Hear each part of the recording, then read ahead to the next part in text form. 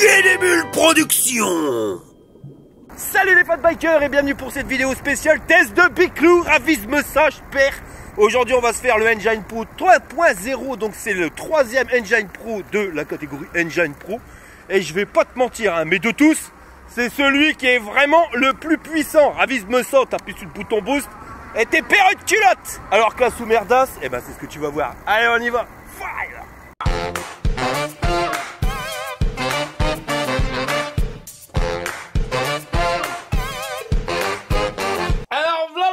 Du Biclou quand tu le reçois mon copain, le bordel il pèse 35 kg, il est fait pour un pilote entre 1m65 et 1m90 et qui pèse max 150 kg.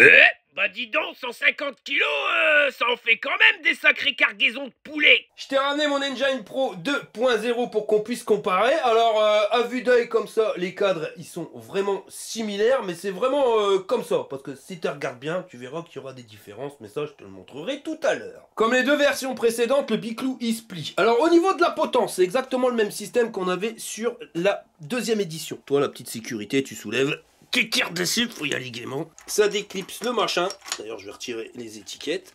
Et après, tu plies le guidon. Les pédales, c'est pas les mêmes, on regardera tout à l'heure, mais celles-ci, elles sont pas pliantes. Et au niveau du câble, c'est toujours le même système, hein, tu vois, toujours la petite sécurité, tu tires et tu dégoupilles. Et après, à l'aide de ta superbe Rangers, tu plies le machin. Quand le bordel il est plié, ça te donne un truc comme ça. Alors au niveau largeur, tu as 65 cm d'un bout au bout de la pédale. Le truc c'est comme ils ont pas mis des pédales escamotables, tu vois, bah voilà, c'est plus long. On aurait pu raccourcir la distance. Surtout que si tu enlèves la pédale, et ben c'est après le protège dérailleur qui va te gêner. Et là on serait à 55 cm de large. En hauteur du sol au machin de la potence, on a 79 cm. Et en longueur, on a 1 mètre. C'est jusqu'ici au bout du guidon. Bon là déjà il y a des modifications par rapport à la première et la deuxième version du Engine Pro. Hein, parce que je te le répète, moi c'était du premier à dès que le 1 il est sorti, ça a été mon vélo préféré. Et je suis passé au 1 classique, 1 édition limitée Aurora. Après j'ai pris l'Engine Pro 2.0 et là maintenant le 3.0. Donc ce que j'aime bien chez Engwe, tu vois, c'est que tout le temps ça modifie les machines. Et en général, à 99,9% du temps, c'est toujours pour l'améliorer, pour que le bordel il soit plus pratique à utiliser. Sur cette version-là, ils ont enlevé un bug qui arrivait rarement, mais c'était le bug de la batterie dans le cadre qui berloquait. Et c'était assez chiant. Là, tu l'auras plus. Parce que la batterie, elle, y est plus. Tu vois, ici, tu vas retrouver le contrôleur. Alors qu'il était là sur la première version, maintenant, la batterie, elle se trouve ici, directement à l'arrière. Alors, ils ont enlevé un bug, mais la petite mouche dans le kebab, Jackie, hein. Parce que je trouve qu'ici, pour le passage des câbles, ben, c'est limite. Tu vois, bon, là, il y a du mou, mais là, il y en a un, il est tendu comme un string. Et on aurait bien aimé avoir un petit tournicotis. C'est en métal, là, les ressorts. Histoire de protéger tes fils. T'es pas à l'abri en le pliant de raccrocher le fil. C'est con, petite protection, une petite gaine, ça aurait été mieux. Sinon, au niveau de la construction du cadre, on n'est plus sur de l'aluminium, mais sur de l'alliage de magnésium. C'est pour ça que tu verras aucune soudure sur ce cadre. Mais vraiment aucune, tu vois. Et par rapport à l'ancienne version, il est un petit peu moins large. Après, il l'avait élargi parce que ici, on était sur une batterie de 52 volts et les batteries de 52 volts. Bah, c'est un petit peu plus large que les batteries de 48 volts. Alors, soit tu l'antiquais à coup de Ranger, soit il fallait élargir le cadre. José va te faire une démonstration. Voilà, c'est comme ça qu'il faut remettre une batterie dans un vélo. T'auras pu le repérer, c'est un cadre à suspension. Alors là, par contre, on a quand même pas mal de changements, surtout au niveau du système du bras oscillant. C'est quand même flagrant par rapport à l'ancienne version. Bah maintenant, ils m'ont garanti que ça serait plus la même mayonnaise. Pourquoi? Parce que ils ont foutu des roulements ici un peu partout pour éviter justement que ça se desserre. Puis même au niveau du système de contrebalancier, tu vois qu'il est carrément plus grand que l'ancienne version. Au niveau de l'amortisseur, on est sur un amortisseur de 750 lbs, alors que sur l'ancienne, c'était du 1000. Alors qu'est-ce que c'est? Ben plus que tu as de lbs, plus que ton amortisseur, il est dur à appuyer dessus. Donc logiquement, il devrait être plus confortable. De toute façon, ils ont annoncé sur leur site qu'il était 55% plus confortable que l'ancienne version. Alors ils nous disent qu'il y a 62 mm de débattement au niveau de l'amortisseur, c'est pas réellement au niveau de l'amortisseur, tu vois, parce qu'ici il n'y aura jamais 62 mm de débattement, mais c'est à ce niveau-là, au niveau de l'axe de roue, tu vois, tu vas pouvoir avoir un débattement ici de 62 mm. Chose que tu n'avais pas sur l'Engine Pro 2.0, pourquoi? Bah tout simplement parce que le contrebalancier ici, il est beaucoup moins large. Regarde la différence. Tu vois quand même qu'il y a une nette différence, ils ont rajouté bien 4 cm. Et ben ces 4 cm là font que tu as un meilleur débattement. Sinon, tu vois que le bordel, c'est du costaud. Au niveau du tube de sel, c'est la même mayonnaise que sur la deuxième version. Tu vois le système qu'on aime bien, tu serres à fond et ça, normalement, ça bougera pas. Tu as une selle avec 2 coussins d'amortissement à l'arrière, qui fait 24 cm de long sur 20 de large. Pas ventilé pour quand c'est que tu pètes, ça va faire des ricochets et ça reste quand même assez confortable. On dirait même plus au niveau du confort. Bon, par contre, si tu veux comparer avec la selle Top Confort qu'on vend sur le site fatbiker.org, c'est pas la même mayonnaise. Hein, voilà, celle-ci, honnêtement, hein, je vois pas plus confortable que celle-ci. Et derrière, accroché, ça, c'était mes petites coucougnettes lumineuses. Voilà, c'est super pratique pour te voir la nuit, même que ça clignote. C'est pas tout le monde qui a des burnes lumineuses. Eh ben ça y est, je savais qu'un jour le crétin des îles il deviendrait lumineux. Par contre, sortez les lunettes de soleil les gars, parce que vu le niveau de conneries, je pense que bientôt on va plus pouvoir le regarder. Je suis tellement impatient de découvrir cette machine que j'ai oublié de mesurer. Bon, on va faire ça.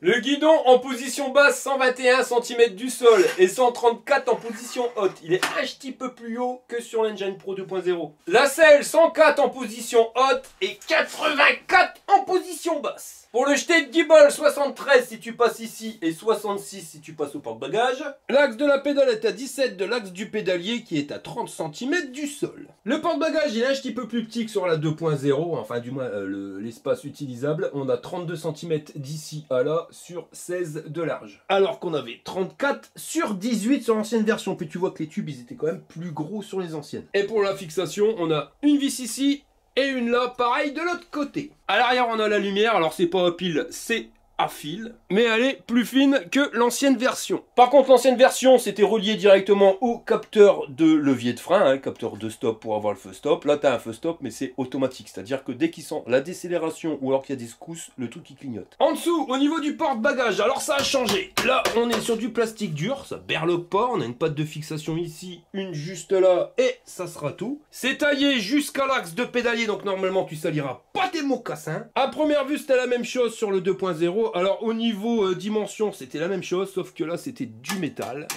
Et maintenant c'est du plastique. Il y a une paire d'années je t'aurais dit bah c'est quand même mieux le métal hein. Bah maintenant je te dis non hein. Pourquoi? Parce que déjà les gravillons, quand tu te prends des gravillons dans le métal ça fait gling gling gling, ça fait un bruit de fou, mais aussi les vibrations.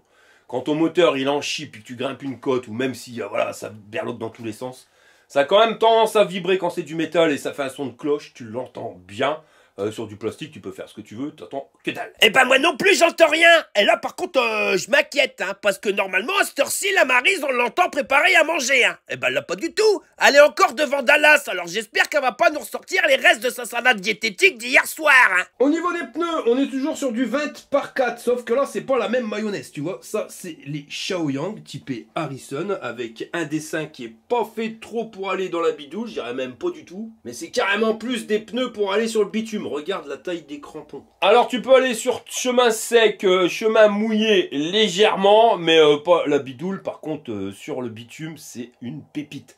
Pourquoi? Parce qu'ils sont super silencieux et ça te permet de mieux freiner parce que tu as une surface de contact au sol qui est supérieure, hein, tu vois, parce que tu as des gros crampons. Alors que sur les Shaoyang 20 par 4 qu'on avait d'origine, bah c'est des crampons beaucoup plus fins. Alors c'est pas une critique, hein, mais la 2.0 tu pouvais rouler dans la bidoule. Tu pourras pas trop avec le 3.0. Par contre, quand tu roules sur bitume ou même chemin sec, mais surtout sur bitume, ceux-là, ils faisaient quand même un sacré potin. Là, c'est le silence nec plus ultra. Hein. Je te garantis, c'est le top du top. Avant, on avait des jantes en aluminium à bâton. Là, maintenant, c'est plus la même mayonnaise. On est sur des jantes à rayons. Et par contre, je te l'ai pas dit, tu vois, mais ici, 3 mm, Ipuskin. Ça, c'est pour te dire qu'à l'intérieur, ils t'ont mis une couche de 3 mm d'épaisseur pour protéger contre les crevaisons. On a un cata-job pour être homologué PTT et on est sur un moteur moyeu arrière qui se trouve là. Aucune indication précise dessus. Par contre, ce que je peux te dire, c'est que le vélo, il est EN 1594. Il est homologué PTT, c'est pas de l'arnaque, il y a une étiquette qui est dessus, c'est vraiment le truc EPAC. Donc on sait, c'est un moteur de 250 watts nominal qui dépassera pas les 25 km/h. Par contre, on nous l'annonce comme étant le plus coupleux de tous les Engine Pro jamais testés. Parce que lui, il a 90 Nm. Alors, piqûre de rappel, 75 Nm, c'était sur le 2.0. Et le 1.0, il était à 50 Nm. En sachant qu'avec le 1.0, la version Aurora que j'avais, j'ai réussi à tirer une caravane. Hein, je sais pas si tu te rappelles, hein, je te laisse regarder le tuto. Enfin, c'est pas le tuto, c'était la balade, le road trip qu'on avait fait. Et avec une remorque qui faisait plus de 120 kg. Et j'avais réussi quand même à grimper les côtes. Avec celui-ci, je les grimpe bien. Maintenant, ça dépend les côtes. Parce que tu verras que quand on a été en Bretagne avec, hein, les vidéos, elles arrivent. sur notre road trip camping-car. Il y a des côtes bien raides où tu vois qu'il faut quand même bien pédaler.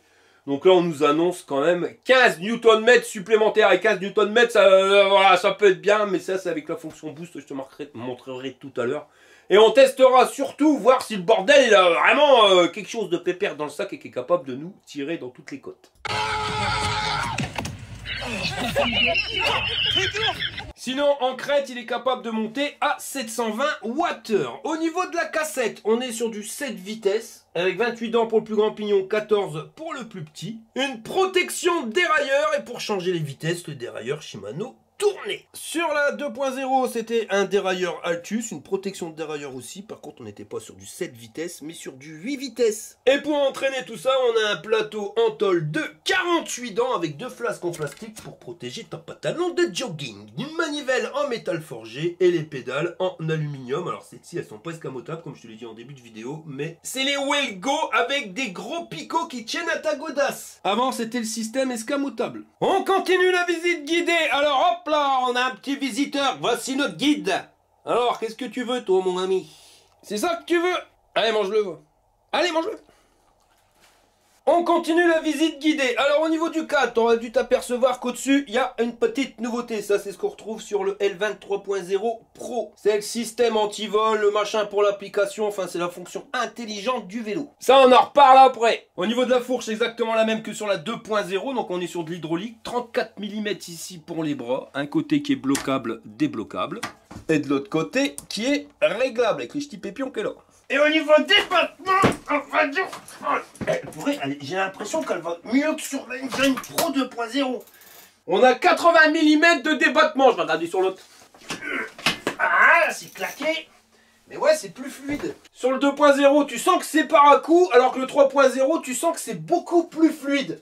Après, c'est peut-être parce qu'elle est plus vieille, mais là on a 60 mm, hein. Il y a quand même 20 mm d'écart entre les deux. Au niveau du garde-boue, c'est du plastique. Alors toujours pareil, Chaberlock pas, une patte de fixation ici, une juste là, et c'est taillé jusqu'à l'axe de pédalie, donc tes mocassins ne seront pas pleins de brins. La lumière, par contre, c'est pas la même mayonnaise. Là, on a 2 LED lenticulaires pour t'éclairer, alors qu'ici, on avait un module LED qui venait sur un réflecteur.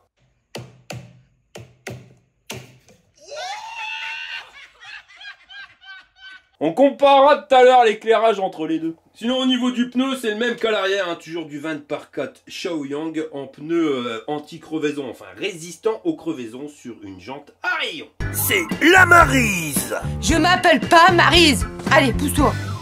Et pour la position de conduite, elle est là au cher et pas à poil, la Maryse. Par contre les poils, c'est sur ses chaussons montés. Voilà. Alors, le jeté de guibole, ça va grand-mère? Ouais, c'est comme Wingo, hier. Ouais. C'est pas évident, mais bon. Pas évident quand on est grabataire. Voilà. Voilà. Et sinon, tu as une position bien droite, un 20 jours. Comme, ouais. Et si je te dis que le guidon il est au plus bas? Ah ouais? Ouais. C'est bien. Ouais. Toi, tu mesures 1m71. Je vois que tu es limite sur la pointe des pieds en sachant que j'ai pas mis la selle au plus bas. Et c'est annoncé pour un pilote à partir d'1m65. Donc c'est ça. Ouais. Voilà. Sinon, ça te convient? Ouais. Saute un coup sur ton cul sur la selle qu'on voit le... Oh, ouais. ça fait pchit pchit. Je te fais un prout. Non. Vas-y. Ah ouais, c'est le pchit de la selle amortie. Enfin, c'est bien, c'est quand t'as envie de péter. Tu dis, bon, c'est pas beau, c'est un seul. Allez, excuse.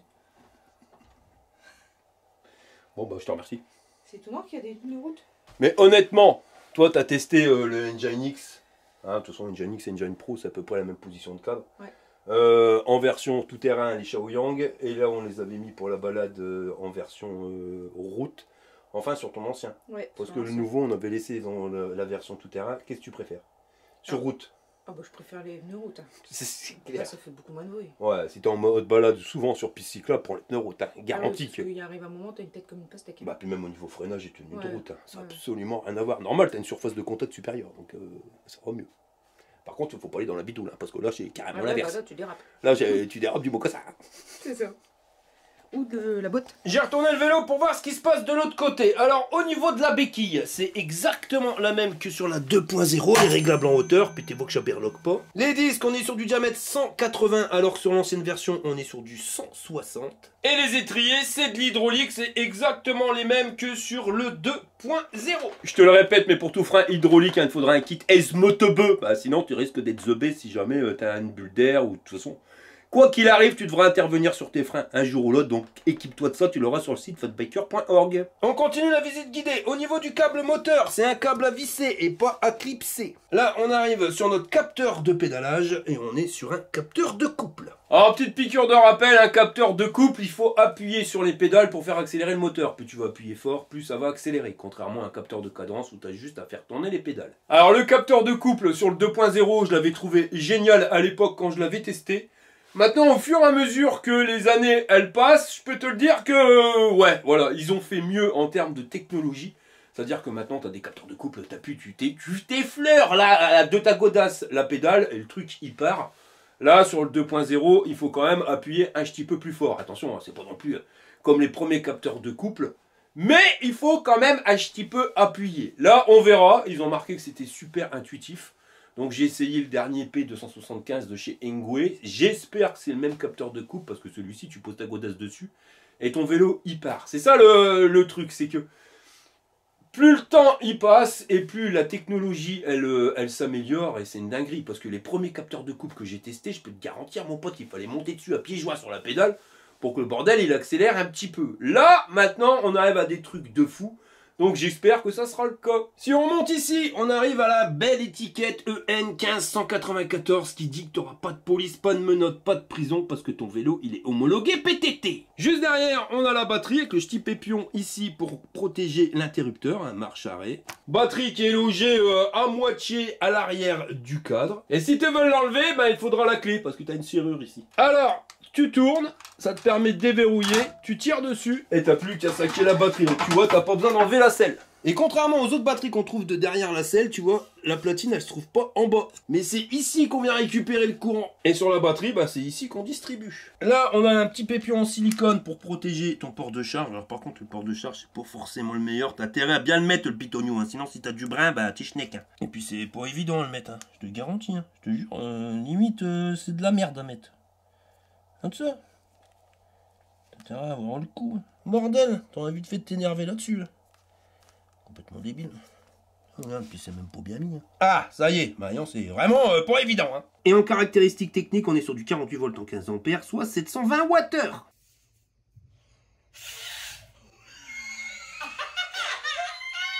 Alors elle est un petit peu moins puissante que la batterie qu'on avait sur la 2.0 parce que elle c'était du 52 volts en 16 ampères. Ce qui nous est 768 Wh. Sur le 2.0 c'était une batterie à la con, voilà, il n'y avait pas de marque bien spécifique. Sur celui-ci par contre c'est les éléments Samsung en 21700. Mais on nous annonce qu'avec ce vélo là et cette batterie là, même si elle est moins puissante, tu vas faire 18% de distance en plus. Soit 130 km. Ça je demande à voir, hein, voilà. Nous, sur l'Engine Pro 2.0, j'avais testé, j'avais 90 km quand je roulais à 22. J'avais pas réellement de palier à 25 km/h, j'arrivais pas trop à le maintenir. Quand je le maintenais à 27, 28, j'étais passé à 70 km/h. Et quand je faisais le chabert à la poignée d'accélérateur, j'étais entre 40 et 50 km d'autonomie. Après, ça dépend du type du terrain que tu prends, parce que l'autonomie, elle s'est écroulée quand on a fait les tests en Bretagne. Parce que là-bas, il n'y a pas, tu verras sur la vidéo, si tu regardes, ça fait que grimper ou descendre, il n'y a quasiment jamais de plat. Donc le vélo, il était vraiment sollicité, ouais, même en roulant à 20-22 km/h, j'avais plus que 40 km d'autonomie. C'est ça le truc, tu vois, voilà, ça dépend du pilote, son poids, mais ça dépend aussi surtout du type de terrain que tu vas prendre. Là, on verra, on pourra comparer, parce que là, je ne vais pas partir en Bretagne avec celui-ci. Donc là où j'avais 70 km en roulant à 25 avec le 2.0, on verra si j'ai réellement plus ou moins. Alors je sais pas si je te l'ai dit, hein, mais le moteur dessus, quand il est en crête, il est à 720 Wh, 250 watts nominal, mais 720 Wh en crête. Alors la batterie, elle pèse 3,9 kg, ton vélo 35 kg, si tu l'enlèves, ça fait que ton vélo, il va peser 31 kg 100. Alors normalement, ton porte-vélo, c'est 30 kg, mais à mon avis, voilà, ça va pas péter pour 1 kg 100. Donc tu pourras le mettre sur ton porte-vélo sans souci. On va maintenant aller sur la roue avant. Alors au niveau du freinage, j'en ai les mêmes qu'à l'arrière. Diamètre 180 pour les disques et les étriers double piston hydraulique. Sur le 2.0, on était à 160, je te l'ai dit. Alors ce que ça va changer, eh ben, c'est que tu auras un meilleur freinage. Déjà en temps normal. Pourquoi? Parce que plus ton disque il va être grand et meilleur sera ton freinage. En plus de ça, s'ajoutent les pneus bitume. Je te garantis que sur bitume, voilà, uniquement sur bitume, mais tu auras un freinage qui sera nettement mieux. Et là, tu le sais, hein, je les connais, hein, c'est ceux qu'on vend sur le site fatbiker.org, ces pneus-là. En termes de bitume mouillé, c'est plus du tout la même mayonnaise. Là, ça accroche pépère, quelque chose de formidable. Parce que les pneus Shaoyang tout-terrain, ils sont formidables sur la bidoule. Par contre, sur bitume mouillé, ils ont tendance à glisser. Mais le pire, c'est parce que moi, c'est des vélos balades, ça, hein, je ne vais pas te mentir, c'est pour faire des vélos pour faire le chabert. Si celui-ci, je le garde, donc j'échangerai avec mon 2.0, mais ça c'est encore à de me fixer, il faut vraiment qu'il soit mieux. Mais s'il est mieux, je mettrai celui-ci pour faire mes road trips, et derrière, automatiquement, tu sais ce qui se passe. Il y a une remorque. Donc quand il pleut, j'ai déjà eu le tour, avec une remorque, 100 kg du bonhomme, plus le poids de la remorque, plus le poids du vélo, plus la vitesse que tu es lancé, je te garantis que tu as vraiment, avec les Shaoyang tout-terrain, à être léger sur le frein avant, parce que sinon ta roue, elle se bloque, et là, c'est là que tu te ramasses la margoulette. Avec les pneus bitume, ça n'a absolument rien à voir. Sur bitume mouillé, je te garantis que tu réduis la distance de freinage, c'est considérable. Ah bah ça y est, j'ai compris. C'est ça qu'a raconté la Maryse ce matin avec les histoires de traces de dérapage dans tous tes slips. Bah ouais, c'est parce que t'as mis des pneus tout-terrain. Faut mettre des pneus route. On continue la visite guidée. Donc là, on arrive ici à la potence. Potence escamotable en métal forgé. Ça, je te garantis que ça bouge pas. Au niveau du guidon, il fait 68 cm et demi d'un bout à l'autre. Légèrement cintré, même cintré un petit peu plus, alors que l'ancien, il faisait 62 cm. T'as quand même 6 cm, 3 cm de chaque côté, ça se voit, hein, ça fait ça. Hein. Les poignées, c'est les mêmes. Alors celles-ci, elles sont tip-top. Pourquoi? Parce que ta main, elle se prend vraiment bien dedans. T'as un système anti-cassement, puis elles tourneront pas. Pourquoi? Parce que c'est vissé, c'est pas collé. Là, c'est ce qui va remplacer la poignée d'accélérateur. C'est le bouton boost. Alors, c'est quoi le bouton boost? Eh ben, c'est que ton vélo, il fait pas 90 Nm en marche normale. Il va même pas monter à 720 Wh en crête. Tu vois, quand il est en crête, en version classique, tu pédales, il va consommer moins et il aura un petit peu moins de coupe. D'ailleurs, c'est peut-être pour ça qu'on a une meilleure autonomie. C'est parce que le vélo, en temps normal, marche normale, il consomme moins. Bouton boost, c'est là que tu vois que tu as une cote. Tu vas en chier comme un russe. Dès que t'en chies, paf, t'appuies sur le bouton. Et là, ça envoie le boost. Donc, tu vas passer ton moteur à 90 Nm et il va monter à 720 Wh en crête. Donc, il nous l'annonce comme quoi tu es capable de grimper des côtes de ma boule. Ça, je demande à voir parce que c'est voilà, c'est ce qui remplace la poignée d'accélérateur. Alors, poignée d'accélérateur, c'était bien parce que quand tu démarrais en côte à un feu rouge, eh ben, tu mettais un coup de poignée d'accélérateur, ça te permettait de lancer la machine, puis après tu pédalais. Là, on l'a plus, ce système-là. Mais ça peut être contré si on a un capteur de couple super sensible. Tu es en côte, tu appuies légèrement, le bordel y part, fonction boost, pouf, tu perds un slip. Mais ça, on verra pendant le test. Parce que si ça marche pas bien et que le capteur de couple, tu es obligé de sauter à pieds joints dessus pour pouvoir démarrer la machine, alors pas seulement je fais des frites, ça remplacera jamais la poignée d'accélérateur, mais poignée d'accélérateur qui n'est pas tolérée. Police, menottes, prison, on n'a pas le droit de rouler avec sur la voie publique. Voilà. Pour ça qu'il n'y a pas la poignée d'accélérateur, c'est pour être homologué PTT, mon copain. Mais pour revenir sur le guidon, la différence de taille, c'est quand même énorme, hein, parce que là, tu as la place pour pouvoir mettre ton téléphone portable sans problème, même de l'autre côté. Chose qui était quasiment impossible sur l'ancienne version. J'avais dû rajouter une extension de guidon. Puis un truc qui est pas mal, ça va me permettre de faire la pub, tu vois, c'est les rétroviseurs de bout de guidon. Ils sont top. Pourquoi? Parce que quand tu rentres ton vélo, tu les mets ici, comme ça tu les abîmes pas. Et quand tu roules, tu vois vachement bien dedans, c'est super visible. Et je te garantis que même avec les vibrations, enfin voilà, tu vois, le truc, il vibre pas. Ça bouge pas, tu vois vraiment bien dedans. Et ça, tu les as sur le site fatbiker.org. Les leviers de frein, c'est les 4 doigts. Ici, bouton de commande plus, moins, information, klaxon et bouton marche arrêt. Comme je te l'ai dit, tu as de la place pour mettre ton téléphone. Par contre, la mouche dans le kebab, il n'y a pas de port USB sur le display. Notre levier de vitesse, 7 vitesses. C'est exactement le même levier de vitesse que sur le 2.0, sauf que lui, c'était un 8 vitesses. Là, c'est un 7. Par contre, tu vois, c'est la même mouche dans le kebab. C'est trop près de la poignée et ça te gêne. Tu le décales de 2 cm et maintenant, ça te gêne plus. Toujours le levier 4 doigts et la poignée qui va super bien. Alors avant d'allumer le vélo, on va initialiser la batterie, ça faut bien le faire. Pourquoi? Parce que sinon tu risques d'endommager ta batterie parce qu'on a une belle batterie, c'est du Samsung. Mais on a un chargeur de ma boule qui va envoyer du 8 ampères. Donc 8 ampères, ça veut dire que la batterie tu peux la charger complètement en moins de 2 heures. C'est un truc de fou. Mais si tu veux pas l'abîmer, parce que c'est quand même, faut être honnête, à 8 ampères, ça en vaut vraiment la sauce. Il faut initialiser ton BMS et pour ça il y a une petite manipulation, je te la montre. Donc déjà on enlève la batterie. Le chargeur, le v'là, tu vois, c'est vraiment un truc de taré. Il est énorme, il fait 8 ampères de sortie comme je viens de te le dire. Et il est pas ventilé. Et au niveau cordon c'est correct, ils t'ont mis 1 mètre entre ta batterie et ton chargeur et 1,40 m de ta prise à ton chargeur. Alors pour initialiser la batterie, tu vas foutre la connexion de chargeur dans la batterie. Ça tu te doutes bien, il y a un détrompeur, tu peux pas te tromper, tu la mets. Et tu vas brancher la prise. Là, le chargeur, il clignote vert. C'est normal. T'attends. Il passe vert. Et là, il va passer au rouge. Il faut attendre minimum 10 secondes pour initialiser ta batterie. Alors pendant ce temps-là, je te montre, hein, sur la 2.0, j'avais installé la fixation cruiser pour pouvoir mettre ma remorque. Alors cruiser, c'est bien parce qu'ils font des super remorques. Hein. La remorque pour mon chien, franchement, je l'ai payé une blinde, mais honnêtement, j'en suis super content. Les remorques avec amortisseur, là, la Cargo, je crois qu'elle s'appelle Cargo Tulle. Eh ben, impeccable. Mais alors par contre, qu'est-ce qui se touche? Je crois que c'est 20 balles la petite patte de fixation. Puis quand t'as 2 ou 3 vélos, comme moi et madame, des fois on part en balade chacun avec 2 vélos, on a 2 vélos différents pour les balades, elle aussi. Donc ça fait 4 vélos pour pouvoir mettre la remorque, et ben t'es obligé d'acheter 4 attaches. Donc ça te coûte 80 balles. Après t'es pas obligé, tu peux la mettre, la démonter, la remonter, mais c'est chiant. Tu vois, là, au moins sur un coup de tête, tu prends, tu mets la remorque.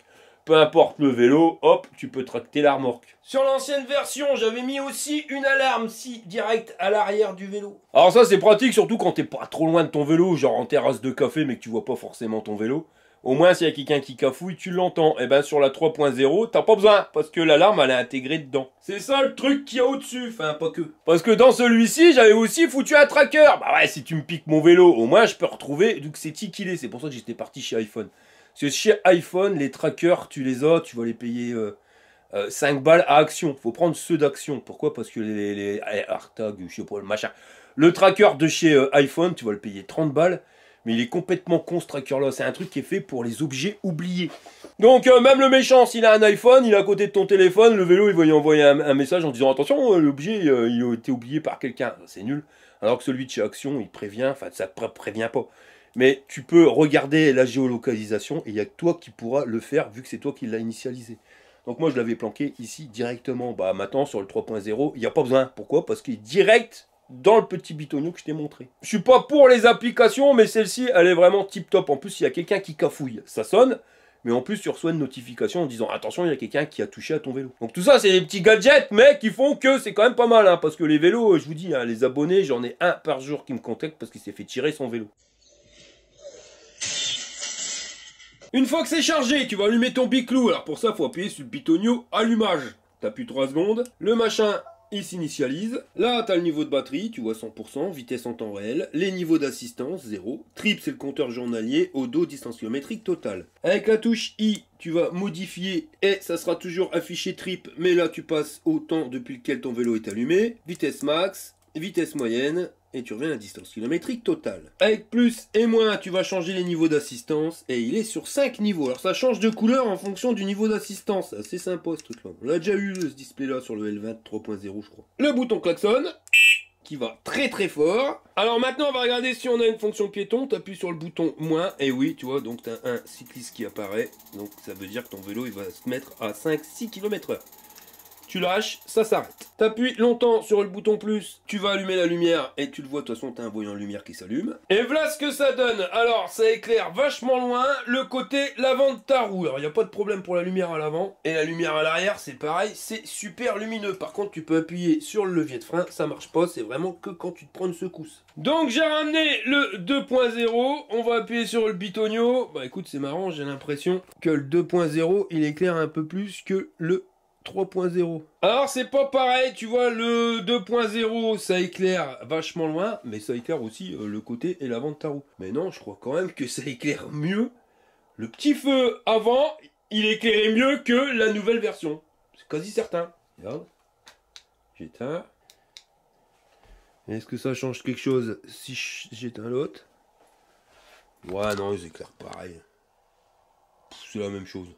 Je vois pas beaucoup de différence. Sauf que sur le Engine Pro 2.0, tu vois l'éclairage à l'arrière, c'est moins flagrant. Hein. Ça éclaire beaucoup moins fort. Bon, maintenant on va connecter le bordel au téléphone. Parce que si tu regardes bien, ici, ça clignote. Tu scannes le QR code pour télécharger l'application. Ça te donne ça, on va le faire dans le noir, on verra mieux. Donc tu sais même la vitesse du vent, la visibilité, l'humidité, la pression atmosphérique. Les distances et tout ce que tu as fait aujourd'hui. Bon, on n'a pas fait de vélo, donc c'est pas compliqué. Tu vois, là, tu as le vélo à grand-mère. Tu sais même le niveau de batterie quand le vélo il est pas allumé. Ça, c'est quand même vraiment pas mal. Tu peux le verrouiller, déverrouiller. Sinon, tu vas là, quand tu as déjà un vélo de Chengui, puis après tu fais rajouter. Une fois que tu as connecté le vélo à ton téléphone, franchement, c'est une dinguerie. Tu peux le géolocaliser, savoir où il se trouve, le faire sonner, parce que des fois qu'il serait quelque part, mais que tu ne le vois pas.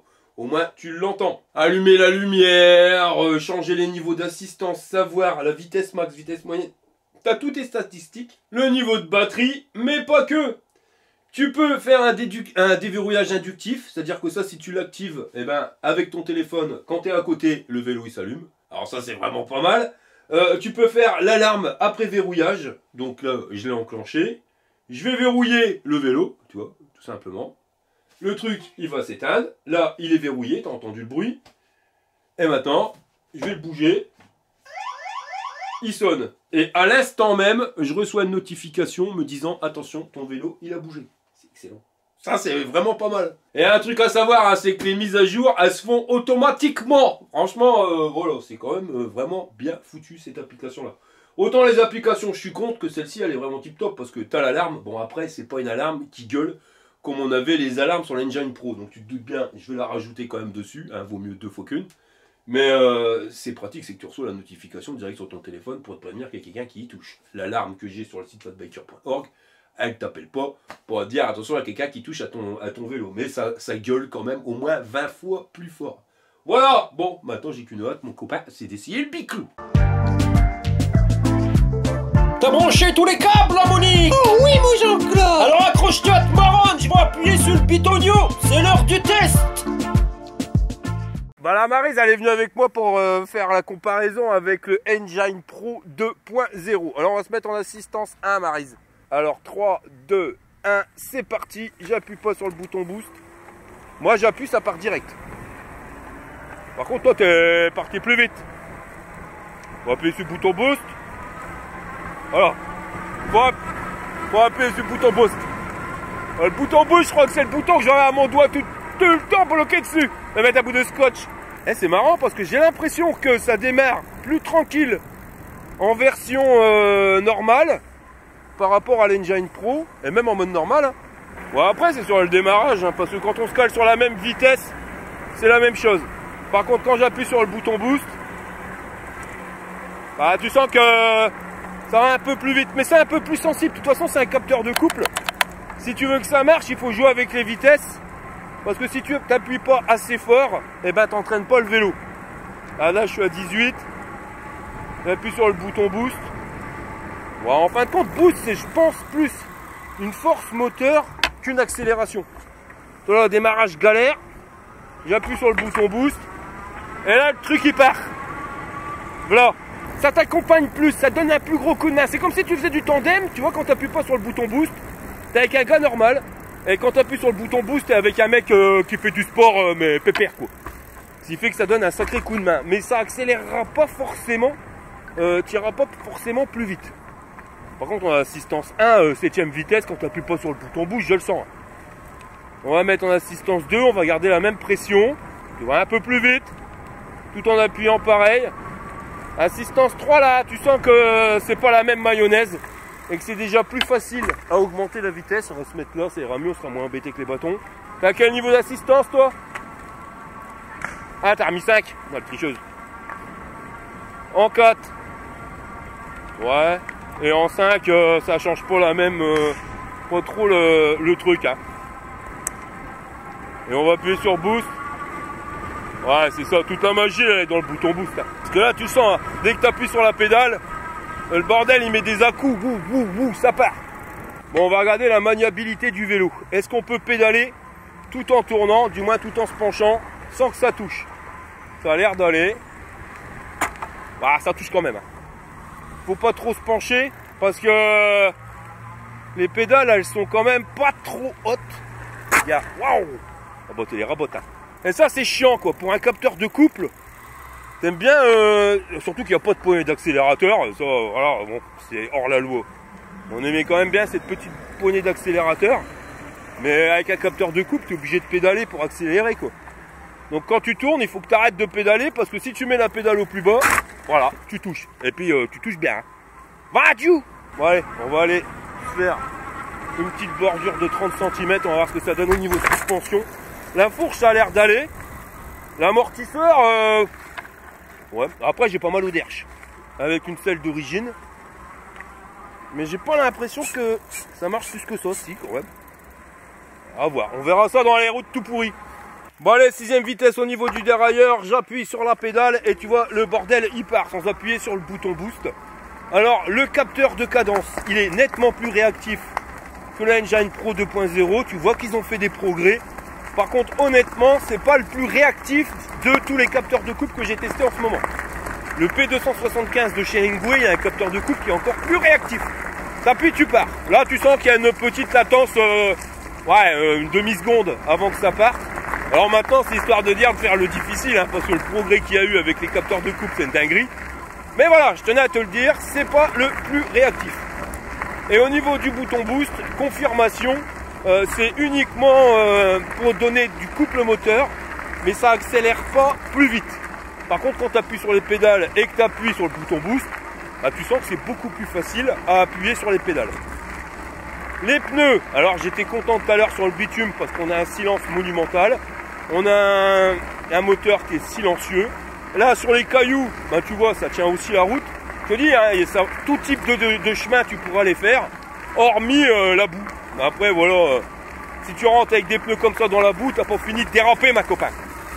Le frein à gauche, c'est le frein avant. Et on s'est aperçu d'un truc avec la Maryse, c'est que sur le 3.0, on est plus près du guidon que sur le 2.0. Alors pourquoi? Ben le cadre il est un petit peu plus long. Sur le Engine Pro 2.0, la potence elle est à peu près entre 2 et 3 cm plus loin. Donc tu as les bras qui sont un peu plus fléchis, c'est pas plus mal. À la Maryse. Et sinon voilà, t'as pas besoin d'appuyer comme un gros maboule pour faire avancer le vélo. Là je suis en mode détente. Et on est à 20 km/h. Alors ça tombe bien, 20 km/h c'est ma vitesse de croisière pour les balades. J'ai hâte d'essayer quand même le bouton boost dans la côte d'Olin, voir si ça change énormément par rapport à l'Engine Pro. Mais sinon le guidon qui est plus large, bah ça c'est pas une mauvaise chose. Les poignées ils ont gardé, elles sont tip top. Là au niveau position de conduite, on est vraiment au top. Bien droit, c'est confortable. Non top, il manque que la selle top confort et on est aux anges. Bon maintenant on va essayer un chemin bien pour axe. On va voir le confort. C'est vrai que c'est réactif. Bon après ça c'est un vélo pour moi, hein.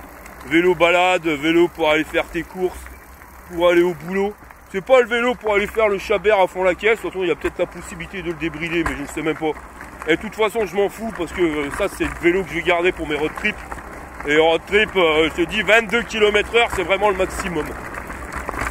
Oh, wow. Ah j'ai un verloc quand même. Mais la fourche elle fait le taf. Et étrangement, là où j'avais l'impression que ça bossait pas, c'est-à-dire au niveau du cul et du cadre, et ben non, aucun problème. Pourtant j'ai la selle d'origine. Faudra tenter avec la selle top confort.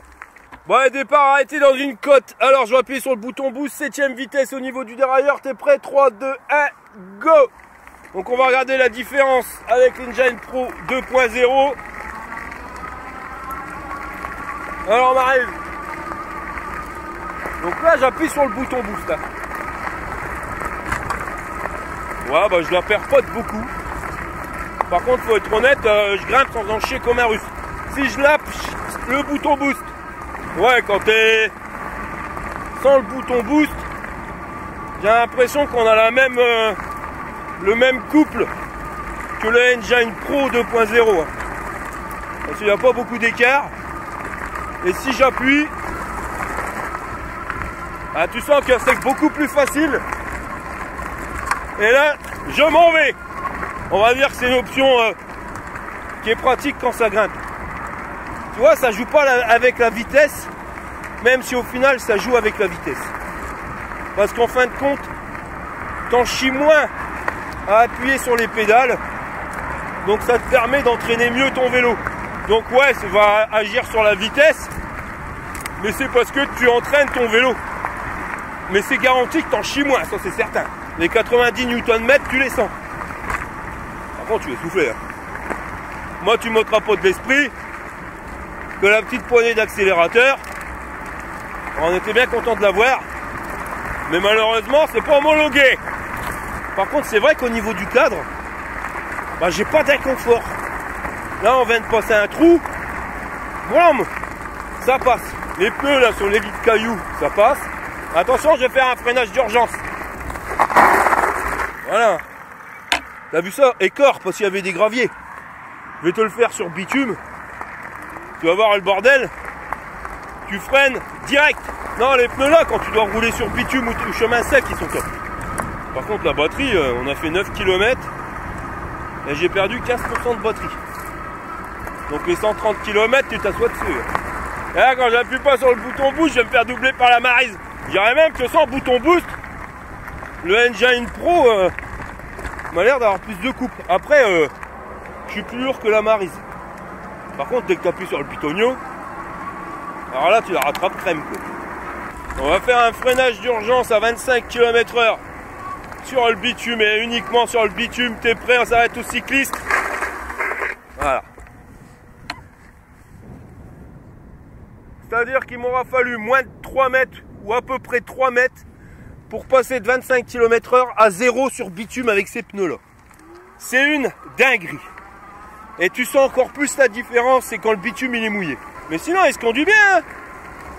J'ai toujours le même plaisir de rouler avec, en termes de confort de conduite, qu'avec tous les Engine Pro que j'ai testés. Le truc qui me dérange, c'est le manque de poignée d'accélérateur. Ça, en mode balade, ça va me manquer. Hein. Mais c'est pas légal. Un gros freinage. Il freine même mieux que le 2.0. Maintenant, est-ce que c'est parce que c'est les disques qui sont plus grands ou les pneus qui accrochent plus? Grande question. Bon, allez, on va faire un départ arrêté dans la côte, la Maryse. Allez. 7ème vitesse au niveau du dérailleur. J'ai pris la plus compliquée. Là, on va se mettre vraiment bien dans la côte. Bon, là, c'est la côte intermédiaire. Hein. C'est pour celle qui grimpe le plus. Bon, allez, 3, 2, 1, go. J'appuie sur le bouton boost. Et là, je pars. Ah ouais, c'est quand ça grimpe. Hein. Tu sens la différence quand ça grimpe, quand on chie comme un russe. Parce que là, j'aurais pas le bouton boost. Je te garantis que c'est compliqué à lancer le vélo. Heureusement que c'est là pour remplacer la poignée d'accélérateur. Le poignée d'accélérateur, quand tu faisais un démarrage en côte, tu étais bien content de l'avoir. Là, t'en as pas du tout. Mais avec la fonction boost, t'appuies et ça part. Par contre, j'ai l'impression que ça consomme beaucoup de batterie, la fonction boost. C'est là, j'ai perdu 20% de batterie. Ouais, c'est à utiliser vraiment quand on chie. Sinon, en mode normal, les vélos, ils se tiennent. Engine Pro 2.0 et 3.0, c'est exactement le même couple moteur. Donc, à mon avis, c'est 75 kN en mode normal et le boost, il permet d'en gagner 15. Depuis tout à l'heure, la Maryse, elle est à mon cul. Mais là, ça grimpe. Waouh! C'est compliqué sans la fonction boost. Je pense que c'est un machin où je vais laisser tout le temps mon doigt dessus. C'est sûr. Par contre, dès que tu appuies dessus, à chaque coup de pédale, blum! Là, c'est la différence. Là, la Maryse, je lui mets une pile.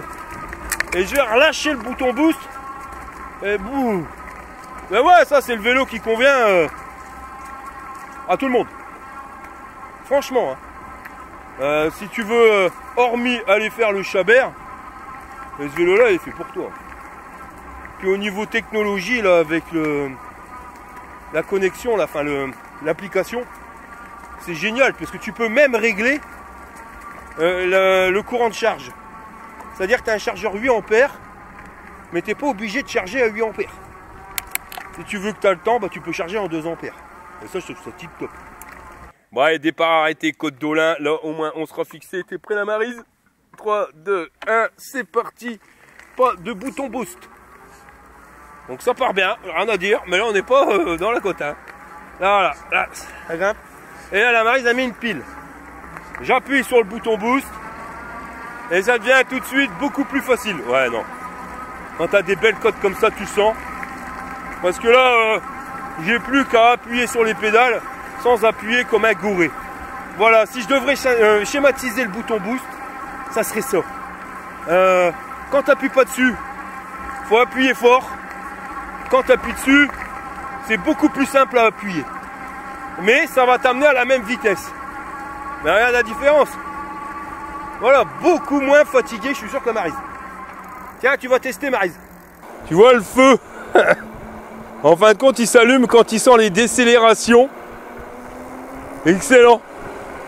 Il n'y a pas de contacteur de stop sur ce feu-là, il marche tout seul. Ah, tu sens que le freinage il est quand même meilleur sur le 3.0. Et c'est pas qu'une question de pneus, c'est une question de disque. Il faut revenir sur le 2.0 pour s'en rendre compte. Bon là j'appuie. T'appuies sur le boost. Laisse ton doigt appuyer dessus. Ça grimpe aussi l'Engine Pro 2.0. Voilà. Mais je dois quand même appuyer plus fort sur les pédales qu'avec le 3.0. Bah Dieu, je vais claquer une soupape. Hein. Et puis normalement c'est 2 fois. Là c'est une bière par montée. Hein. Donc là j'ai grimpé 2 fois. On va en boire 2. Ah, non, je suis plus mort avec celui-là. Avec celui-là. Et toi? Non. Tu préfères l'autre toi? Ouais. Bordel. J'ai plus mal aux jambes avec celui-là. Ah bon? Peut-être que c'est monté 2 fois. Hein. Ouais c'est ça, je crois que c'est la deuxième qui tue quoi. Peut-être ça aussi moi. Hein. J'ai peut-être 2 fois qui fait que j'ai mal aux jambes. Ouais. Ouais, les petites poignées d'accélérateur, là, ça marchait bien aussi. Hein.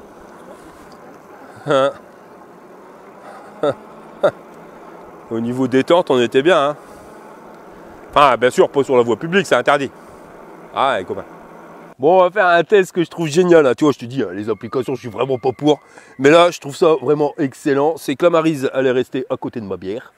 Et là, j'ai fait un petit détour. Alors si tu regardes bien sur mon téléphone, le rond noir c'est le vélo, donc le Engine Pro 3.0. Et le rond orange, ben, c'est là où je me situe. Et ça fonctionne que tu sois à 100 mètres de ton vélo ou à 1000 km. Voilà, c'est parce que ça fonctionne avec une carte SIM, le truc. Hein, tu vois, donc c'est directement, ça utilise le réseau téléphonique pour pouvoir le géolocaliser. Bah, j'ai du mal. Hein. Alors, tu as la fonction guidez-moi jusqu'à mon vélo. Tu kicks et ça fait GPS. Et ça te donne la route. Donc là, il faut que je fasse 200 mètres sur aller déjeuner. Nous voilà partis. Dans 50 mètres, il faut que je tourne à gauche. Tournez à gauche pour rester sur aller déjeuner. Donc, je tourne à gauche. En plus, c'est un guidage vocal, hein, en français. C'est top. Dans 100 mètres, votre destination sera sur la gauche. Donc à 100 mètres, ma destination est sur la gauche. Et ouais, je vois mon vélo. Votre destination est sur la gauche. Maintenant, je suis à un endroit où je retrouve pas mon vélo. On me dit qu'il est là. Et ben, je peux le faire sonner. Je clique sur sonner. Et tu retrouves ton vélo. Bon, en tout cas, c'est quand même bien pratique d'avoir cette option-là. Parce que, je te le dis, le nombre de vélos qui se font voler tous les jours, c'est une dinguerie. Voilà. En plus d'avoir retrouvé mon vélo, j'ai quand même retrouvé ma bière. Bon, allez, on va aller faire finir ça. Et après, on rentre à la maison. On va regarder exactement combien c'est que tu fais de kilomètres. Mais en termes d'autonomie, moi, il doit me rester 73% de batterie. Toi, tu as perdu un bâton, c'est ça? Donc, ouais, voilà, tu vois. Donc, 80% de batterie pour toi. Et moi, 73. Donc, je sais pas si ça consomme moins. Après, je te dis, le bouton boost, c'est bien, ça t'aide. Mais alors, par contre, je crois que ça consomme nettement plus que quand tu appuies pas. Chez Les Bulles Productions vous présente les aventures de Jean-Claude Tagueule et Monique Tamer. Je crois que j'ai peut-être fait trop puissant. Alors, mon Jean-Luc, ça va? Bah, hier, j'ai encore eu la visite de mon contrôleur fiscal.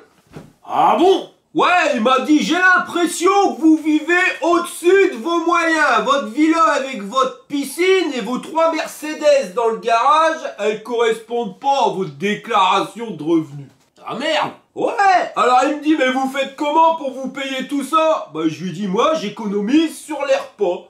À chaque repas, je mange qu'une petite barre de chocolat. Et c'est avec ces économies-là que j'arrive à me payer ça. Bah et t'as répondu quoi? Et il me dit, avec tout le chocolat que vous mangez, vous devez être constipé. Bah je lui dis, bah ouais, à qui le dis-tu? Mais je dis, c'est pas grave, parce que tous les ans, j'ai mon contrôleur fiscal qui vient me faire chier.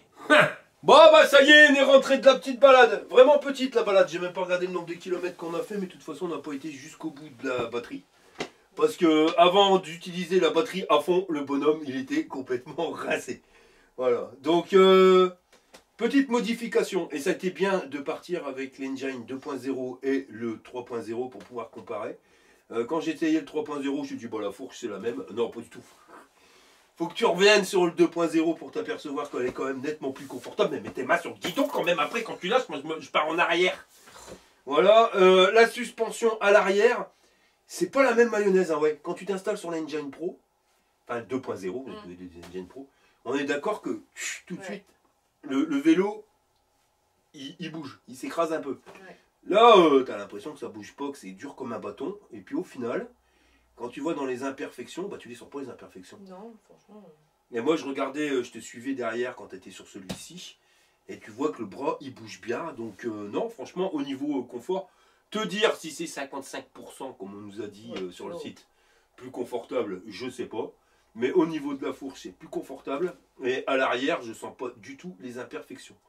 Le guidon plus large, c'est quand même nettement mieux, toi qui aimais les petits guidons, parce que là tu as bientôt 10 cm de plus. Ah il y a une araignée.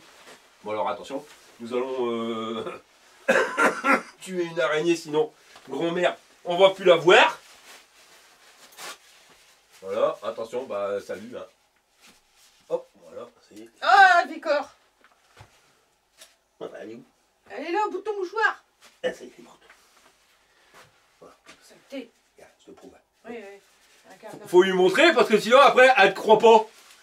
Après, c'est vrai que des fois, je disais que je tuais des araignées, Ouais, que je savais pas où c'était qu'ils étaient, pour éviter qu'elles ne dorment pas de la nuit. Voilà, je disais, ouais, bah, j'ai crasé, j'ai pas crasé. Mais non, on s'en fout, tu me diras. Maintenant, je le sais. Tu m'as Mais, rattrapé. L'idée qu'on est quand même plus près du guidon. Ouais, moi je préfère. On est d'accord. Ouais, tes bras sont moins tendus, t'as moins mal. C'est plus agréable. Quand tu fais une taille entre 1m70 et 1m80, c'est vrai que tu es plus près du guidon. Et c'est plus confortable, ça te permet d'avoir une position encore plus bien droite. Là, on peut pas plus droit que ça, hein, franchement. Non, j'aime bien. Les points positifs, on a quand même le système, alors ça j'adore, avec l'application, tu sais tout.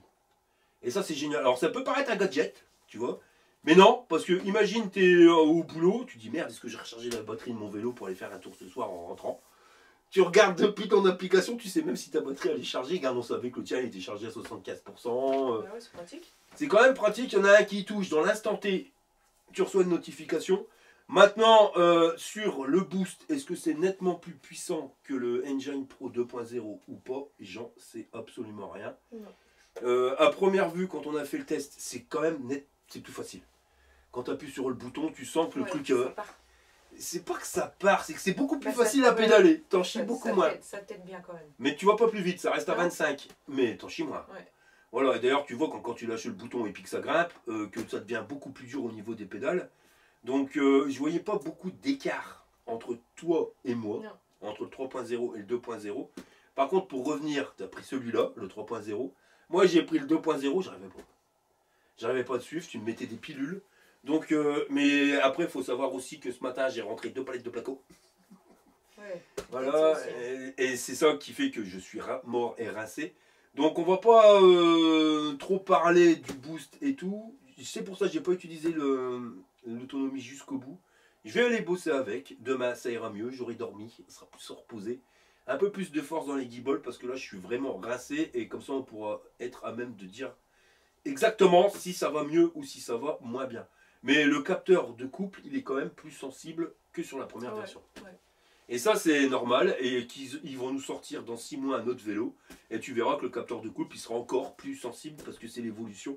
Et c'est incroyable l'évolution qu'ils ont fait avec le capteur de couple. Parce que quand on avait essayé le 2.0, c'était déjà révolutionnaire, il allait bien. Ouais. Ça fait combien de temps celui-là? Oh, bah, ça va bientôt faire 2 ans, je crois. 2 ans? Oh, ouais, ça fait un bail. Et maintenant, quand on a essayé tous les autres vélos qui viennent d'arriver, bah, on s'aperçoit que c'est pas forcément le meilleur sur le 2.0. Que celui-ci, il est bien, mais même que, là je peux déjà te le dire, c'est pas encore le meilleur des capteurs de couple qu'on ait testé. Regarde le dernier Ingwe qu'on a essayé, le P275. Ouais. Celui-là, waouh, t'appuyais, piouf, tout de suite il partait. T'es encore plus sensible, mais il est quand même plus sensible que l'autre. Voilà. Et toi, t'en as pensé quoi du Biclou? Moi j'ai bien aimé, je trouve qu'il va super bien. Puis j'ai été bien installé, donc j'aime bien. Voilà. le cul. Puis il fait beaucoup moins de bruit aussi. Oh, sur bitume. Ah ouais, ouais. Ah, tu reprends le 2.0 avec le pneu Shaoyang sur bitume. Et encore, Shaoyang, ça passe. Un pire, c'est que les Kendo, ils sont plus bruyants encore. Sur bitume, ouais. Ouais. Par contre, quand t'as des Kendo, Ah, quand bah, tu les utilises T'es sur content tout de les terrain, avoir, ouais. dans la bidoule, ou là, t'es content de les avoir T'es parce content qu'ils de les avoir, accrochent ouais, c'est nettement clair. mieux, quoi. Mais au niveau sur bitume, ouais, ça fait plus de bruit encore. Mais quand tu prends celui-là, tu dis, waouh, le silence. Ouais, on entendait que le vent, ouais. Non, franchement, Royal, voilà. Je te dirai plus mon avis après l'avoir testé en étant plus reposé. Mais déjà, on peut en parler. Niveau confort, bah, je trouve qu'il est mieux. Ouais. Déjà, l'effet que tu plus. Ah, parce que moi, le Hengway, j'ai tout le temps, c'est tout le temps ce que je lui ai reproché, c'est que j'avais mal au bras parce qu'ils sont tendus, mais bon. Voilà. Avec celui-là, non. Non, tu seras beaucoup moins tendu. Ouais. Niveau freinage, bah, ça marche mieux. Les freins, ils sont avec des disques qui sont supérieurs. De toute façon, on a les mêmes étriers, mais des disques plus grands, donc ça freine mieux. Et l'histoire d'avoir les pneus bitume sur bitume, c'est une dinguerie. T'as vu ça, il m'a fallu 3 mètres Ouais. pour freiner de 25 à 0. Le truc, il accroche. Franchement, voilà. Niveau confort, je trouve qu'il est un cran supérieur au 2.0 et surtout avec tous les gadgets, là, des applications, les trackers intégrés, l'alarme et les machins et les bidules. Voilà, bon, t'as une vitesse de moins au niveau du dérailleur, mais à vrai dire, on s'en fout. Tu l'as même pas vu. Si, je l'ai vu. Tu l'as vu? Tu l'as senti, toi? Ouais. Pourquoi? Bah, c'est pas pareil. Quand tu te mets en 5 là ou en 5 là-bas, tu pédales pas de la même façon. Ouais, bah, avec une vitesse de plus Tu sur le le. sens, hein, tu le sens quand même. Donc, tu préférais l'autre, toi? Bah, le fait d'avoir 8 vitesses, c'est mieux. Ah bon, bah, tu vois, moi qui m'en foutais, bah, voilà, c'est la vie à Maryse. Ça dépend des gens. Hein. Moi, je trouve que 8 vitesses, c'est quand même mieux. Moi, le truc que je reproche au niveau du confort, c'est ce manque de cette poignée d'accélérateur, mais Ouais. t'as pas le droit, c'est pas homologué. C'est tout. Voilà. On n'a pas le droit, mais c'est vrai que des fois, c'est clair. On est d'accord. On était bien contents sur les premières Ouais, versions d'Engine Pro d'avoir la poignée d'accélérateur et de pouvoir nous tracter, mais ça, malheureusement, on en aura de moins en moins, puisque c'est pas homologué PTT, police, menottes, prison. Confort de la selle, Maryse. Oh non, faut changer. Ouais. Je veux pas dire, il y a pire, hein. Elle est pas dure, mais elle est pas assez grande. Moi, j'ai un trop gros cul. Et du coup, ça va pas, j'ai mal au cul. Bon, de toute façon, moi, ce soir, je vais mettre celle du 2.0 dessus. Et puis, comme ça, au moins, je verrai bien. Bah ouais, bah, Pour tu aller vas le bosser voir tout là. de suite, tu seras mieux. Ok. Mais en termes de confort, on peut quand même mettre un point de plus, je trouve. Ouais. Ouais, donc on va lui mettre 9 burnes sur 10. Ouais. En termes de robustesse, la Maryse. Moi, le vélo, il a l'air costaud. Hein. Quelque chose de pépère. Comme les autres, hein, je veux dire. Ouais, après, voilà, on a vu quelques soucis sur la première version du Engine Pro avec des gens qui faisaient du tout-terrain vraiment blindé. Décollage de boss et machin et bidule. Les gars, c'est un vélo tout-terrain, pas confondre avec vélo tout-terrain pour décoller des boss. C'est que tu peux rouler sur tous les types de terrain, mais dans la limite du raisonnable. Mais même moi, avec la caravane, la première version, j'ai chargé. La deuxième version, bon là un peu moins chargé parce qu'avec les travaux et tout, on en a fait un peu moins, mais on a quand même fait des road trips avec la remorque derrière. Mais je me demande si le système de balancier, là, il est pas plus costaud, il est plus épais que l'autre. J'allais y revenir, j'allais te le dire.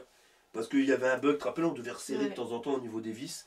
Là, garantie que normalement, moi l'ingénieur il m'a dit tu n'auras plus besoin de leur visser, c'est terminé, ils ont renforcé ce système-là. Donc moi j'ai franchement jamais rien eu à reprocher sur les Engine Pro en termes de robustesse.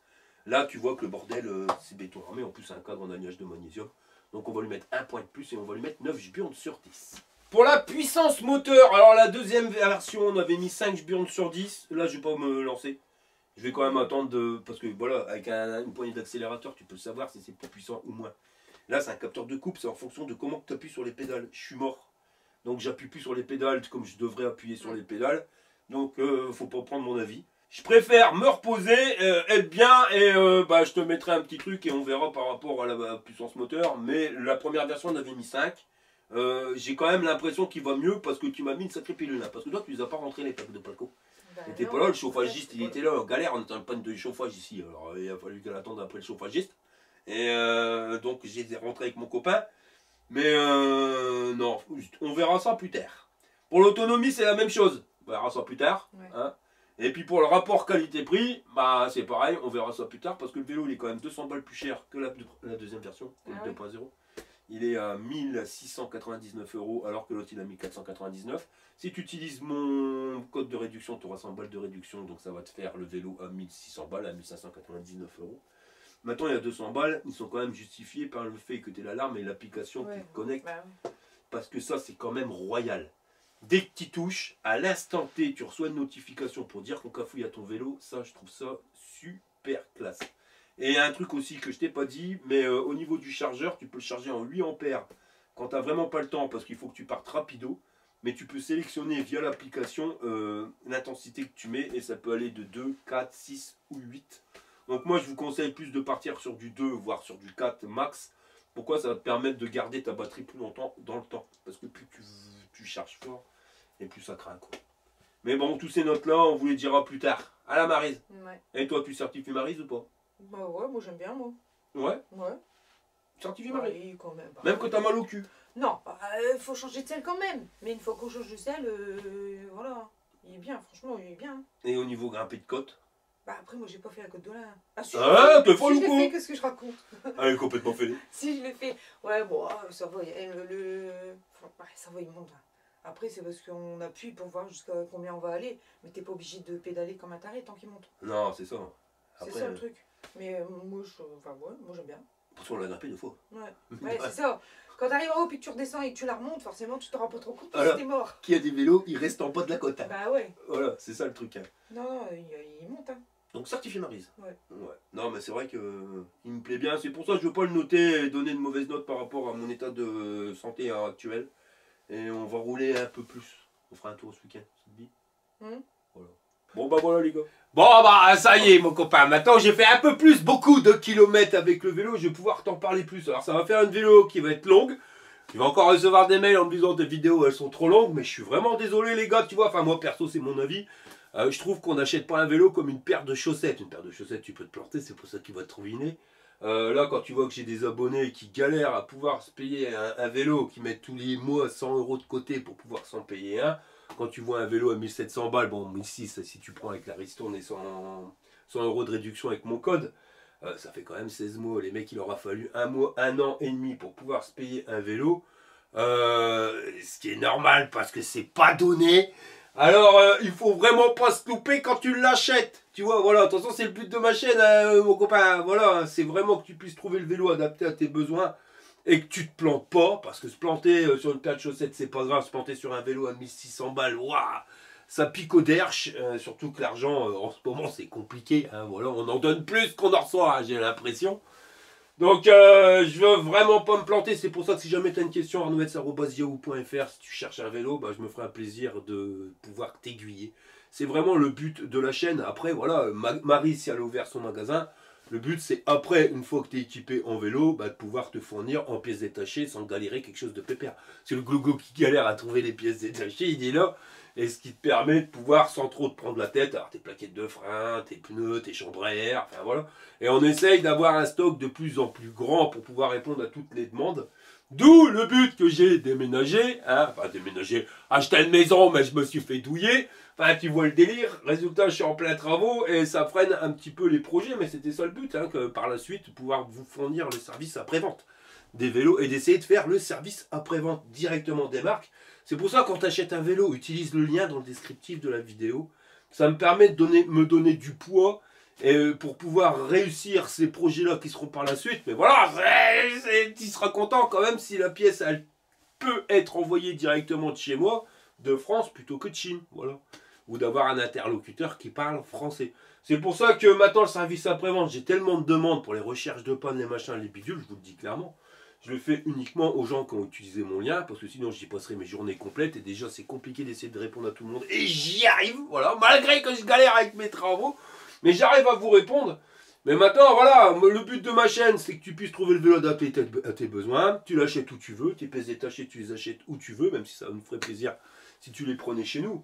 Maintenant, pour le service après-vente, voilà, si tu n'utilises pas mon lien, c'est que tu n'as pas envie que par la suite je fasse le service après-vente, donc pour te donner un coup de main, c'est assez compliqué de trouver du temps. Voilà, tu vois, je te donne un coup de main, tu me donnes un coup de main, on se donne un coup de main. C'est ça la famille, les gars. Donc, mais sinon, pour revenir sur ce vélo-là, j'ai voulu rouler pour pouvoir vraiment me faire mon avis. Et mon avis, il est fait. C'est un vélo qui, par rapport au Engine Pro 2.0, est mieux sur tous les points si tu cherches un vélo à assistance électrique. Voilà. Alors, tu vas me dire, voilà, il y a la différence entre vélo à assistance électrique et vélo électrique. C'est-à-dire que si tu veux pédaler, il est royal. On a un cadre qui est plus confortable. Il est encore plus robuste. On le voit, le truc, il est costaud. Il est bien équipé, surtout si tu vas rouler sur piste cyclable, chemin sec et bitume, parce que voilà, ça fait pas de bruit. Il freine mieux, on a les mêmes étriers mais des disques plus grands. On a un confort de conduite où on a un dos plus droit, un guidon qui est plus large. Tu changes la selle et là tu es au top du top parce que j'ai changé la selle. Et c'est clair qu'il est plus confortable que l'Engine Pro 2.0 parce que plus tu as une selle qui va être large et plus ton poids il va être réparti sur la largeur. Si tu prends une selle string, c'est pour ça que ça fait mal. Si tu as un bandeau qui touche ton cul sur 10 cm², tu fais 100 kg, eh ben tu sais que tu auras 10 kg par cm². Donc à chaque fois que tu poignes à perfection, paf, bah, tu as 10 kg au cm². Si tu prends une selle comme celle-ci qui est XXL, je te dis des chiffres au pif, mais que tu as, je sais pas moi, 40 cm² de surface de contact avec ton cul, tes 100 kg, bah, au cm², il y a plus que 2 kg, ce qui te permet d'être beaucoup plus confortable. Donc là, taillé comme il est là, il est royal. Enfin, j'ai rien à dire, surtout l'application. On m'a dit que le vélo, voilà, Engo, il a augmenté les prix. Bah, il a augmenté de 200 balles pour le vélo, mais les 200 balles, ils sont justifiés avec ce système-là. Enfin, c'est royal. Tu peux recharger vite fait. Tu vois le matin, tu te lèves, il est 7 h, tu te dis tiens, je vais aller faire un tour en vélo. Merde, batterie pas rechargée. Clac, en 2 heures, tu la charges complète si tu le mets en 8 ampères. Bon, après, voilà, je te déconseille de le faire ça tous les jours. Mais après, tu peux varier la puissance de ton chargeur. Tu peux mettre en 2 ampères, en 4 ampères. Voilà, si tu as le temps, bah, tu la recharges tout doucement. Si tu n'as pas le temps, tu la recharges vite. C'est quand même béton. Voilà, je peux pas te dire mieux. Le capteur de couple, il marche mieux que sur la Engine Pro 2.0. Bon, alors, c'est pas encore le meilleur de chez Engway qu'on ait déjà testé, mais il marche nettement mieux. Et ce qui fait que ton vélo, si tu veux pédaler et tout le temps pédaler, carrément qu'il est mieux. Là, je te le dis clairement, c'est sûr. Parce que en plus, tu as la fonction boost, si jamais tu as besoin d'un coup de main, qui te permet de mettre du peps. Alors, moi, j'ai fait 55 km avec le vélo, mais moi, je suis pas super sportif. Et la fonction boost, j'appuie tout le temps. Et c'est là où on arrive sur l'autonomie, où on se dit comment, avec une batterie moins puissante en wattheure, sur le 3.0 que sur le 2.0, comment on fait pour avoir une meilleure autonomie? Ben, c'est pas compliqué. C'est que le vélo là, en marche normale, sans appuyer sur le bouton boost, il a moins de patates que l'Engine Pro 2.0. Il y en a moins, ça c'est sûr et certain.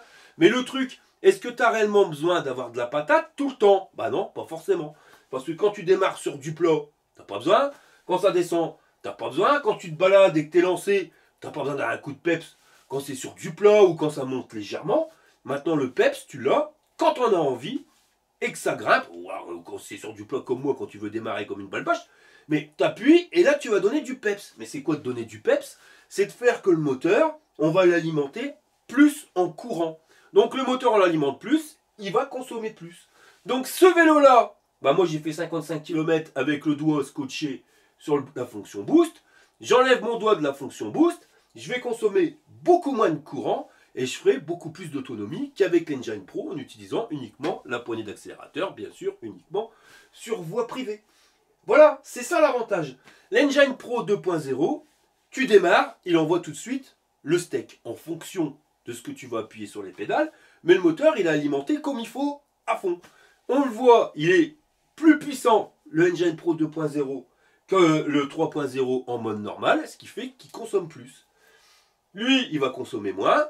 T'as besoin que quand t'as besoin, t'appuies et le truc il part. Et c'est pour ça qu'on arrive avec une batterie moins puissante à faire finalement plus de kilomètres qu'avec le Engine Pro 2.0 qui lui est en mode à chaque fois ça consomme un max. Mais c'est clair que si tu veux un vélo à assistance électrique, il est royal. En plus il est pliable, il passe partout. Enfin, voilà, j'ai absolument aucune critique à lui faire. Moi maintenant le truc qui me manque, voilà. C'est ça. Mais malheureusement, les vélos avec la poignée d'accélérateur, bah, sachez-le, il y en aura de moins en moins pour que ça disparaisse complètement. Hein. Donc, si tu veux un vélo pour tout le temps faire du sport, tout le temps appuyer sur les pédales, fonction vélo classique, vas-y mon gars, je te jure, il est royal, rien de mieux. Si par contre, tu veux un vélo, faire un peu de sport, et un peu en mode nono, je suis en mode road trip et voilà, si j'apprécie la vie, c'est pas forcément me crever le cul. Bah, part plutôt sur le 2.0, puis profite, hein, parce qu'à mon avis, voilà, il va plus rester longtemps. Mais par là-dessus. C'est vraiment les deux différences que tu pourras trouver avec ces vélos-là. Et même, si je te l'avoue, honnêtement, sur tous les points, il est meilleur. Mais il manque ce truc-là qui pourrait faire plaisir aux gens comme moi que, voilà, ils sont plus fat que fatbike. Tu m'auras compris. Alors on repasse à la notation, mais niveau puissance moteur, bah, tu pourrais lui mettre 2 notes, donc on va pas mettre 2 notes. Il y en a une sans la fonction boost, où il est moins puissant, moins coupleux finalement que la Engine Pro 2.0, et avec la fonction boost, où il va accélérer. Enfin, il sera plus simple, beaucoup plus simple à appuyer, donc le moteur sera plus puissant. Et ça, ce qui va nous amener à ce que finalement, on ne peut pas non plus trop noter l'autonomie, parce que l'autonomie, si tu utilises le vélo sans fonction boost, donc avec un moteur moins puissant, autonomie plus grande. Et si tu l'utilises avec la fonction boost, puissance de moteur supérieure, donc une meilleure note, mais en autonomie, bah, ça sera moins. Là, j'ai fait 55 km, bon, donc ça vaudrait 8 sur 10, mais en sachant que c'est quasiment tout le temps avec la fonction boost, même au démarrage, parce que voilà, non, il est pas super sportif. Même si le capteur de couple il est quand même réactif. Mais si tu n'appuies pas sur le bouton, tu fais les 70-80 km sans aucun problème. Donc en termes de rapport qualité-prix, oui, il est plus cher, comme je te l'ai dit, 200 balles que l'Engine Pro 2.0, mais il y a quand même des options, on est bien content de les avoir, surtout les pneus bitume, ou alors ça te crée un changement monumental, et même dans les routes de champ, enfin voilà, tant que c'est sec, ça passe, après la bidoule, t'oublies, tu le ranges, ça passera pas, tu seras obligé de changer de chemin et de partir sur le bitume. Mais ce vélo est royal, et je vais le prendre maintenant pour mes road trips, parce que ça va me faire du bien de faire du sport, même si je risque de râler souvent parce qu'il va y avoir du manque, mais je le trouve génial, c'est pour la fonction alarme, même si j'ai rajouté l'alarme, voilà, que je vends sur le site fatbiker.org, parce qu'elle est bien l'alarme, mais je trouve qu'elle va pas assez fort pour te prévenir tout de suite si t'es pas trop loin. Donc j'aurais mis celle-ci, mais après j'aurai l'application pour recevoir directement la notification comme quoi on l'a volé. Et tu peux le géolocaliser. Enfin, toutes ces options-là font que les 200 balles, ils sont largement, mais alors largement amortis. Non, voilà. Ça reste une très très belle machine que chez Engwe, ils nous ont fait. Voilà les gars, je te remercie d'avoir regardé la vidéo jusqu'au bout. Si t'es pas abonné, abonne-toi. Et puis si ça t'a plu, t'as mis un petit pouce en l'air. Et puis t'es remonté de marron. Hein? Pourquoi tu remontes jamais ta marron, c'est chiant. J'ai pas besoin d'arrondir. Pas médecine, pas trop, j'espère. Voilà les gars. Allez, je vous dis à la prochaine pour une prochaine vidéo. J'ai plus de voix. Allez, fire. Les travaux, ils m'ont rincé. Donc on Pas arrête. sûr parce que t'es pas basculé en arrière. Vas-y, lâche et tu lâches. Eh, regarde, t'as vu que dès que je bouge, ça clignote rouge. Et puis ça dit, attention, il y a un con qui touche à ton vélo. C'est marrant, mais moi j'en vois pas qu'un. Hein. Après, je vais rien dire, hein, parce que c'est l'heure de casser la croûte. Et puis si je dis quelque chose, eh ben je vais encore être privé de manger. Et puis moi je crève la dalle là.